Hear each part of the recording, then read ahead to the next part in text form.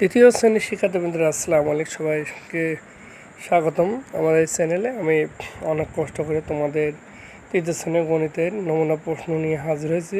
তৃতীয় শ্রেণীর পরীক্ষা এটা চূড়ান্ত সাজেশন হিসাবেও গণ্য করা যায় এবং প্রশ্ন আকারে করে দিয়েছি এবং 1, 2, 3 যে প্রশ্ন আকারে যে সাজেশনগুলো করেছি আমি, সেগুলো খুবই ইম্পর্ট্যান্ট গুরুত্বপূর্ণ। এই নমুনা প্রশ্ন অনুসারে কেউ যদি পড়ে তাহলে আশা করা যায় সে পুরোপুরি কনফার্ম সম্ভাবনা অনেক বেশি।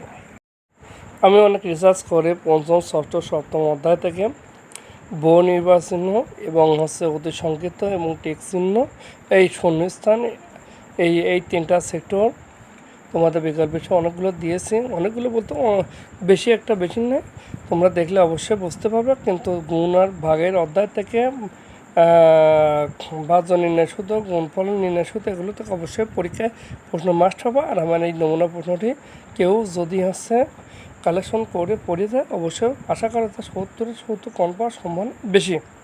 আমি 1, 2, 3 একটু বিকল্প হিসাবে একটু বেশি করে দিয়েছি। বেশি করে বলতে কয়েকটা 10টা, 15টা, 20টা, 30টা এরকম আর বেশি।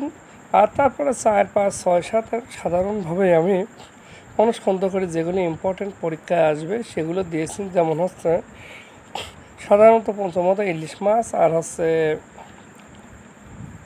বিশেষ করে মিলিয়ে যে দুটো অঙ্ক আমি নিজের ভিডিওর দিক আছে অতটা যাই না। আর বিশেষ করে তোমাদের উদাহরণে কিছু টিকচিহ্ন, শূন্যস্থান, বনিবচন অ্যাড করা আছে। আর আমার রিসার্চ অনুসারে সব কিছুই অ্যাড করা আছে। অনেক কষ্ট করে ভিডিওটা রেডি করছি। অবশ্যই তোমাদের ভিডিওটি ভালো লাগে লাইক দিন, চ্যানেলটি সাবস্ক্রাইব করুন। ভিডিও শেষে অবশ্যই নোটিফিকেশন আইকন বেলটি চেপে দেবেন।